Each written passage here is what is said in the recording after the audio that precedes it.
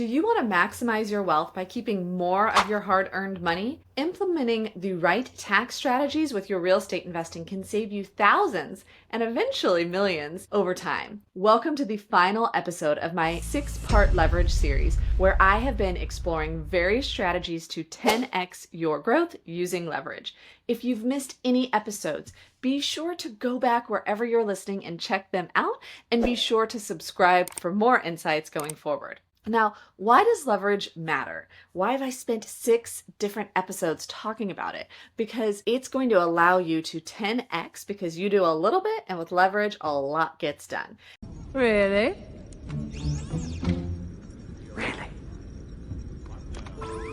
And let's talk about specifically leveraging some tax strategies, because the affluent, the super rich, they're not just earning money, they're preserving it, and utilizing tax strategies effectively is going to allow you to do the same, to reinvest more and have faster growth. And so in this final episode of the Leverage series, I'm going to provide an overview of 4 powerful tax strategies: 1031 exchanges, cost segregation, passive losses, and opportunity zones. If you'd like a deeper dive into any of these topics, let me know in the comments and I can create another podcast episode addressing your specific questions and challenges. Let's dive right into the first strategy, 1031 exchanges, and how they can help you reinvest tax-free. I know when I first got started, before I'd ever done a 1031 exchange, it was a little scary. Like, okay, there's all these benefits, but how exactly does it work? And then once you've done them, the great news is it's actually pretty simple in reality. So let's talk about the why and then the how. So why? A 1031 exchange allows you to defer the capital gains taxes when you sell an investment property, so that as long as you reinvest all the proceeds into another like kind property. So let's walk through this. You sell a property and the money goes straight from the title company to the qualified intermediary, and then they hold the funds while you go look for and find a new investment property. Now, there are some timelines in place for how quickly you do this, and then once you find that new investment property, you go under contract, you get to the closing table, that 1031 qualified intermediary wires the funds to that title company, and you use those funds to buy the new property. That's the logistics of how it works. And what it allows you to do is, rather than taking the funds from that product, that first house's sale, that first property sale, and paying any taxes on any income you made from it, you don't have to do that because you're deferring those taxes.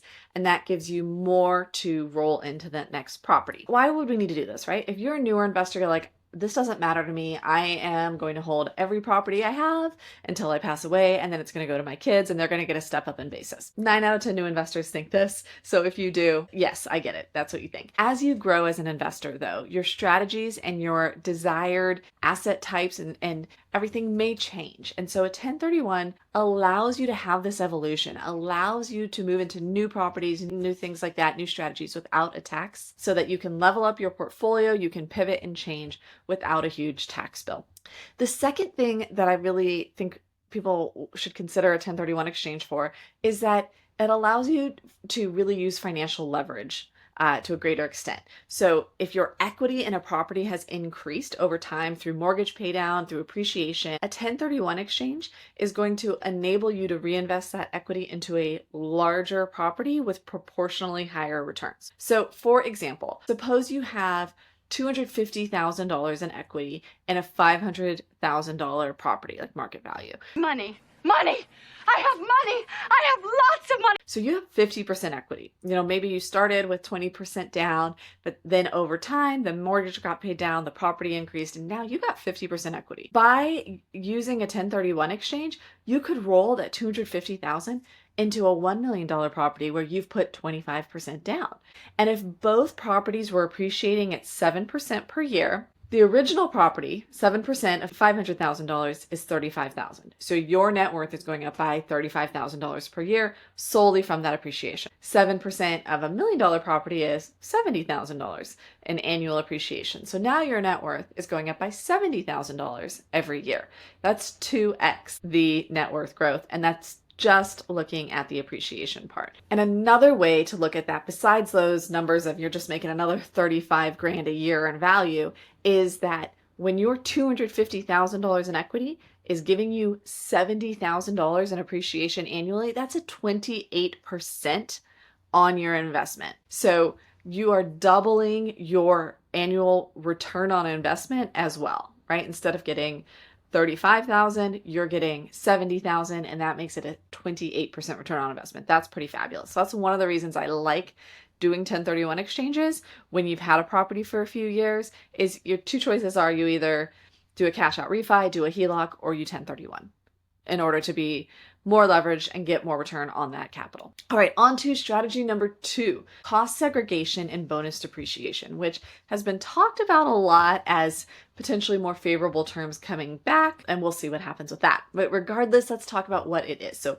cost segregation is a tax strategy that accelerates depreciation on specific pieces of your property so that you can lessen your taxable income in the early years of ownership. The nice thing about this is you're often not going to hold the property for 28 and a half or 30 years anyway. So this allows you to get depreciation you otherwise would not be able to take. Now, how it works is first to do a cost segregation, it is to actually do a cost segregation analysis or study. It identifies pieces of the property that can be depreciated over shorter periods, like 5, 7, or 15 years, instead of the standard 27 and a half or 39 years, depending on residential or commercial property. And so it might say things like a fence, flooring, appliances, things like that. They're like, oh, well, this has a depreciation period of 5 years. So rather than taking this single family home long-term rental and depreciating the entire purchase price over 27 and a half years, where you're getting, a little tiny bit every year, we're going to take that single family home and we're going to break it into these little pieces that make up that total amount you spent. And we're going to depreciate these pieces over these shorter time periods, which let's say you're taking a $1,000 fence, for example. If you're depreciating that over 27 and a half years, you're getting like a tiny little bit every year. But if you're depreciating that over 5 years, well, then you're getting $2,000 a year of depreciation. That's something much more measurable. That's the big picture of how it works. And you can find these cost segregation analysis companies that specifically focus on doing these studies for you. That's what I'd say on that. And cost segregation goes hand in hand with bonus depreciation. Bonus depreciation is allowing for you to take an immediate deduction of a percentage of the cost of eligible assets. And I know that's super complex. I would recommend you talk to your bookkeeper and your accountant for details, but it's just something I wanted to mention here so you know it exists and you know to go dig deeper and look into bonus depreciation. Again, it combines with cost segregation and allows you to take more tax write-offs sooner rather than later. And keep in mind, this hasn't been talked about in a few years as much because the legislation had changed and we didn't have as favorable of terms, but people are talking about that 100% bonus depreciation may be reinstated in 2025. And if that happens, it's going to be all the rage. Real estate investing might get a big uptick in demand. It could be a thing. So be aware, keep an eye out for it. And what are the pros and cons of cost segregation and bonus depreciation? The pro is that you're getting these big tax savings up front, and that gives you more cash flow to reinvest, right? If you don't have to spend 10 grand on taxes this year, if it reduces your tax bill by 10 grand, that's 10 grand more you can invest with now and get more returns. The con is that it does require professional cost segregation study, and that can cost a few grand potentially as well. This is great for high income investors who are really looking for substantial tax deductions. And if you own multifamily, commercial, or short-term rentals, make sure to check it out. The third strategy I'd like to talk about is passive losses. So what is that? Real estate investments can generate paper losses through depreciation where it looks like on your taxes you lost money, and yet you didn't really have to pay money per se. And that's kind of goes hand in hand with what we were talking about with that cost segregation and bonus depreciation. Feeling overwhelmed managing your rental portfolio? What if you could run it like a business and free up your time? My one-on-one coaching program helps investors like you build systems at scale so you can grow without the chaos. Book a free strategy session today at adriennegreen.com/coaching. You'll find the link in the show notes. So if you have a rental property and your net income at the end of the year from that rental property was $10,000, right? That's what you made from the rents, however that was, short or long-term rental, minus all the expenses. At the end of the day, you had a positive cash flow of $10,000. $2,000. Well, maybe though you did that cost segregation study, maybe you're taking bonus depreciation. And so your depreciation, what the IRS or the government says your property is decreasing in value with wear and tear and age, is $12,000. Well, in your taxes, you'll have your net income of $10,000. Then you'll have your depreciation of $12,000, which is a minus, it's a negative. So then on your taxes, it says that your net income was a loss of $2,000 on this property. That's what passive losses are. They create depreciation, creates a taxable loss, even if the property is cash flow positive. Now, there is a little note with passive losses and applying them to other income. On the one hand, this depreciation and these passive losses allow you to, first off, just not have to pay taxes on that 10 grand that you made from that property, right? That's the immediate thing. And there's also the opportunity, in this case, we have that extra $2,000 of losses, more than the property made. There is potentially the opportunity to apply that negative $2,000 to income from other sources. Now, what do you need to be able to do that? Typically, you need what is called real estate professional status. If you or your spouse can qualify as a real estate professional, you could use these passive losses to offset other active income, like income that you're making from your job. Okay?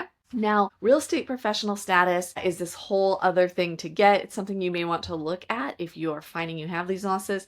There's also potentially what's called the short-term rental loophole. There is a way, if you self-manage your short-term rentals, that you can also qualify to apply any passive losses from real estate to income from other sources. Now, what's the great thing about this is, of course, like all the things we're talking about, you're reducing your taxable income and your potential tax savings. I mean, honestly, this is kind of like the magic pill or something, right? Where you made money, it's in your bank account, and yet, according to the IRS, you did not. Like, that's pretty cool, right? So it's amazing how it can work. Now, the con, if anything, is that in order to apply those losses to other income, you do need to qualify for rep status or potentially this short-term rental loophole and meet specific criteria, including time and service hour thresholds. So it does require you spend a certain amount of time on your properties. This is fabulous if you are a full-time real estate investor or you do not have another W-2 job, or your spouse is in that situation where they do not have a W-2 job. That's where it could be really great to do this. If you and your spouse both have full-time W-2 jobs, it may be kind of difficult for you to get, right? And then moving on to our final strategy here is opportunity zones. Opportunity zones, I don't hear it talked about a lot, and yet it's this really cool thing if it does apply to you. These are tax incentives for investing in underserved areas or communities. Opportunity zones are these designated by the government economically distressed areas because the government has said, hey, these are some areas that are kind of struggling economically or have historically struggled economically. I will note sometimes there are areas that are opportunity zones and they're doing pretty well now. They're up and coming, like they're a great area to invest in. They're hot.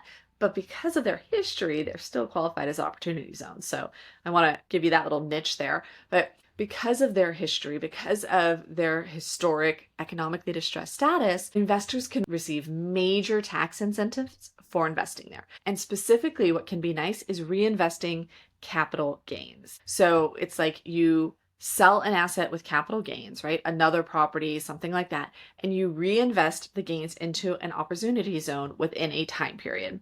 So kind of like a 1031 exchange. You take the money from that you pay capital gains on. Instead of taking anything out, you just reinvest everything into a property in an opportunity zone. Now, there are requirements for how long you have to hold the property in that opportunity zone. And if you do, then any new appreciation in the opportunity zone investment is tax-free when sold. And there can also be some other tax incentives for the money that you rolled over. It depends on the situation, the years, and things like that. What it is that however long you hold that opportunity zone investment, you can potentially defer or reduce your capital gains tax from the original investment. So to summarize that, first, your capital gains on this new property in the opportunity zone, if you hold it for 10 years, then your gains or appreciation there, tax-free. And second, there's also the opportunity, depending on the terms, where you can defer and then reduce the capital gains tax from your original investment as well. So, of course, the pros of this is that you can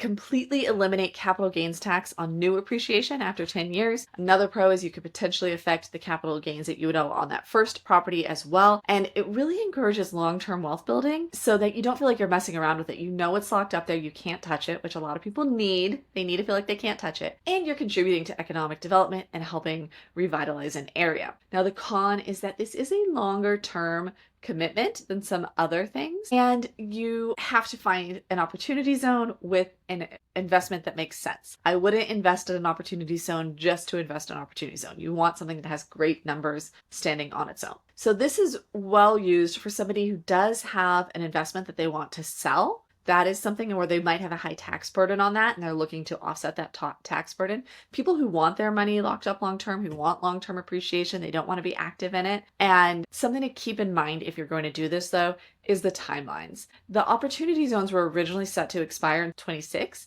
Of course, that can change at any time. There is always a discussion of new legislation to extend things like that. Also, keep in mind that kind of like with 1031 exchanges, you have a certain timeline between when you sell your first investment and when you buy the new one. So you need to follow those timelines well. And yet, if you follow what you're supposed to do and you determine that this is a great strategy for you, it is a fabulous way to help lessen your tax burden. Now, finally, guys, we've talked about a lot of tax strategies here. Let's talk about what not to do when you're leveraging these tax strategies. What could get you in a little bit of a bind? First, not working with a CPA or tax strategist.